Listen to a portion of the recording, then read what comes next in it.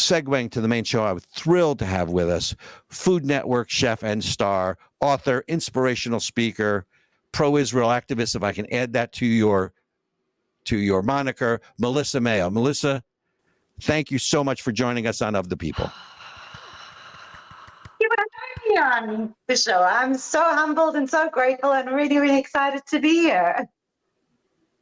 And we appreciate you taking your time. You're taking the time to join us. And I know you're about to jump on a jet plane tomorrow. So the fact that we could fit this in is excellent. I want to jump right in because, and what people don't know is you've agreed to be part of Israel Appreciation Day and being part of our program. And we're thrilled. Talk about your love for Israel, why it's so important and why you agreed to participate in the event.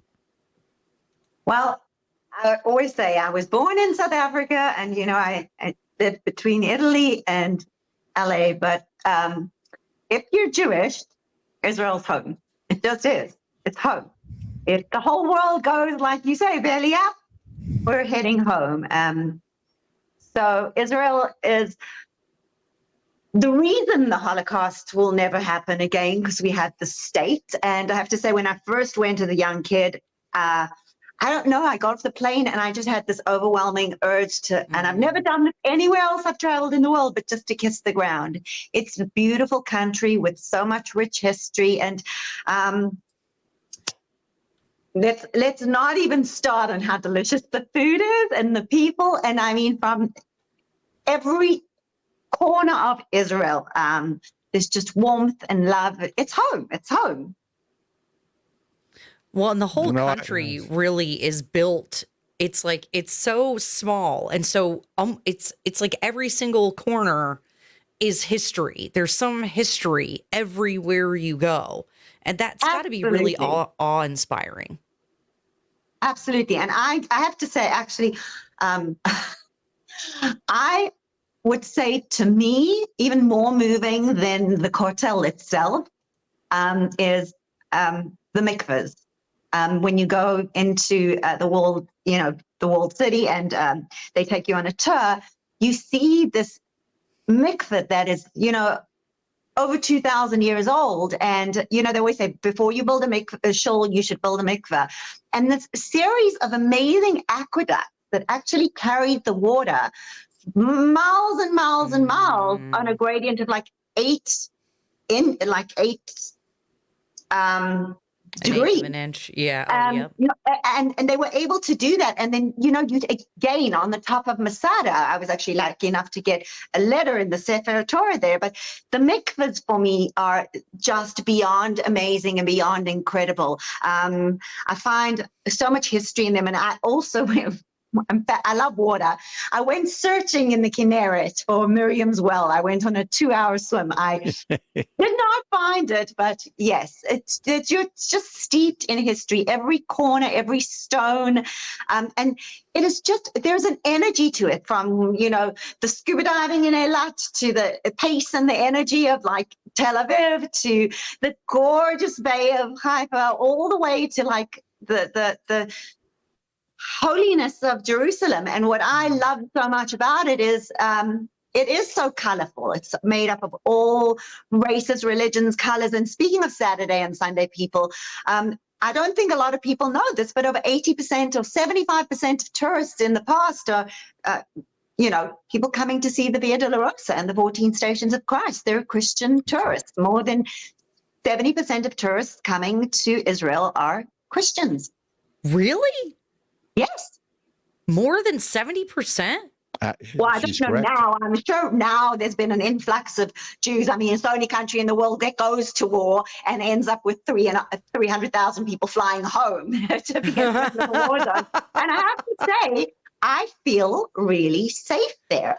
I feel safer in Israel than I do in the States right now. But yes, 70% of tourists are coming to see the 14 Stations of Christ and go up to the Church of the Holy Sepulchre and go and see where Jesus walked on water at the Kinneret. There is a large percent of tourists that are Christians. So I want to just, I don't know how much if you know the answer to this, but that is an astonishing number. So they go to war and 300,000 people traveled there on went back. to Israel. And over That's- 200,000 regular people with jobs in medicine and law and from all over the world left their families, got on a plane, and went to serve in the IDF again. Wow. And People that had finished their service. It's the only country that goes to war. And people what- flock to it. I mean, And what I think is so beautiful too is how many. we've got military age. Oh, I'm sorry, Melissa. We've got military aged men from Ukraine showing up on our southern border. You know, people fleeing their countries that they don't want to defend, and you've got Israelis flying home. That is tell you telling. another interesting fact as well. So I have a very large audience on social media, and a good portion of them are actually Indians, Hindus. And Okay. I have to tell you that when the war broke out, I had messages from a huge percent of my Indian audience asking, can we go volunteer?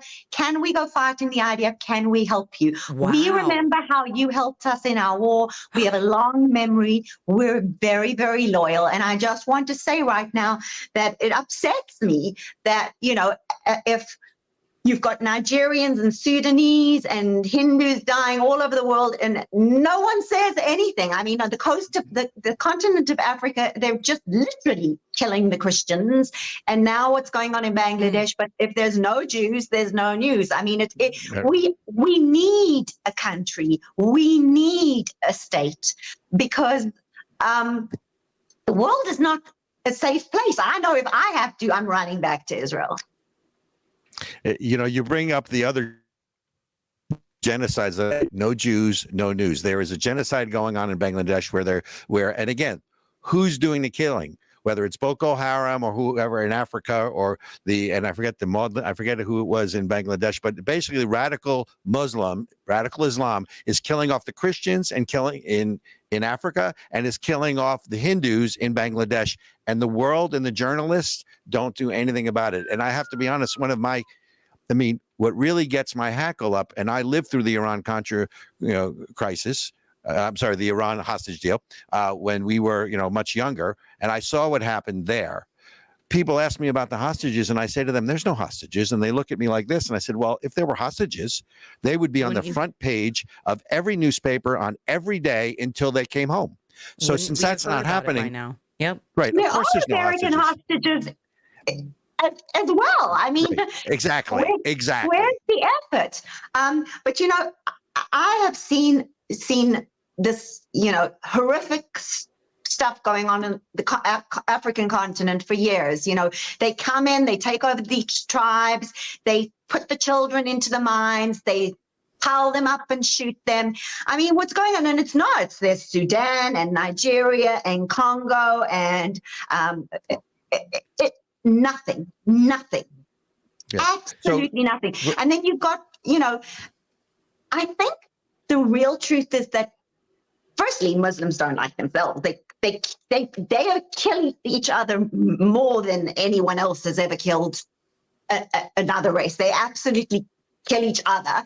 But then you've got the infidel. The infidel is anyone who is not a Muslim. And what upsets me is how uninformed the youth are. They stand in these protests in their short little shorts with their crop tops, and they're like, free Palestine, free Palestine. Do they not understand that what they want is a caliphate world? Everyone to be in hijabs, everyone to be Islam, and if you don't convert, you die. Have you ever noticed that a lot of these protests in the Middle East and in Europe, they're just men. Women have absolutely no rights. You can't go to school. You can't travel alone. You have to cover your hair. I mean, I see videos from the 60s in Iran where there was the royal family. Oh my God. It was like Studio 54. And yeah. It's such a beautiful and rich country. But everyone protested for the Me Too movement when they were trying to get their ability to show their hair in Iran. Where are they now? that, Yeah, you know, feminists where are only they care from? about rights in the United States. They don't care about women's rights anywhere else. And I think what you've posed there is really interesting. If there is all this religious persecution going on around the world, why aren't we hearing about it? Why aren't we hearing about the hostages in Israel? You know what? And Robert, you always say follow the money. Why do you think Follow this the money. is? Well, Well, the truth, go ahead, Melissa. the truth is that we are just a hated religion. It's nothing new. Anti-Semitism is nothing new. It's the ageist, oldest form of hate. And we're less than 2% of the world's population, but they're obsessed with us. We take up so much space in their brain that I find it laughable. I really, really do. And yet all the contributions in medicine and science and philanthropy have come from the Jewish people. And we're successful because we were forced to be. My grandparents landed up on boats out of the World War I pogroms in South Africa. And, you know, we came to all these shores with nothing. And we pulled ourselves up by our bootstraps and we worked really hard and we've added so much to the world. I mean, I can't think of any inventions that the Muslims have added. And, you know, the actual Quran itself is a peaceful book. They don't actually ask for you're not allowed to hurt women, you're not allowed to hurt the elderly, you're not allowed to hurt children. It all went sideways when Muhammad came along, and all of a sudden he had this 6-year-old child bride, and that's when it became death to America, death to Israel. I mean, the flag of the Houthis, it's death to America. Israel sits in the way. We're the little Satan. America is really what they hate. And my friends that lived through the Iranian regime said they used to chant every morning in school, death to America, death to Israel. I mean, I don't understand how people cannot understand. Israel is fighting a war for humanity right now. That's right. That's right. And it's a battle. It's a battle of Western civilization versus Islam, and there's a fundamental incompatibility between the two. And as I said in the monologue, what most people don't understand is it's not just about the Jews. We're the tip of the spear. We're the canary in the coal mine. This is a battle of civilization, and America needs to wake up because we're heading towards England or we're heading towards France because, you know, the enemy's inside the gate, the people who hate America and want to transform it into something else. But the thing, I want to come back to Israel because, first of all, thank you. You have made the argument as to why Israel Appreciation Day, the event on September 18th, is so very important because we're focusing on all of the things you just touched upon, which is not just that Israel is a Jewish state or the Jewish homeland, not just that Israel is a strategic U.S. ally, but it's all those things from women's rights to human rights to freedom of religion, freedom of the press, capitalism, rule of law, democracy, the medical and technological advances that Israel has contributed to the world. But this country, and frankly, most of the world doesn't know about it because all they hear is the simple narrative. Israel equals occupier equals bad. Hamas or Palestinians equals victims equals good. That's their narrative. And we have no counter programming to that because most people, led by the media, do not deliver that message in an even-handed way because they have an agenda. And the youth are, how shall we call them? I would say uninformed. I would say some of my friends would call them stupid, but useful idiots would be another term. I think we should increase the voting age to beyond 30.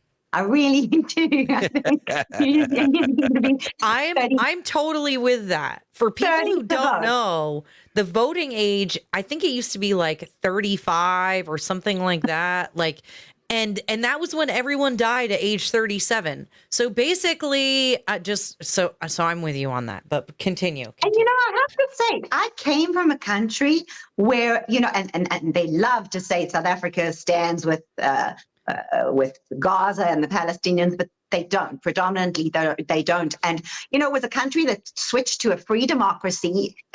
Mandela was voted in, and his words always echo through me. It's like, people are not born hating. They're taught to hate.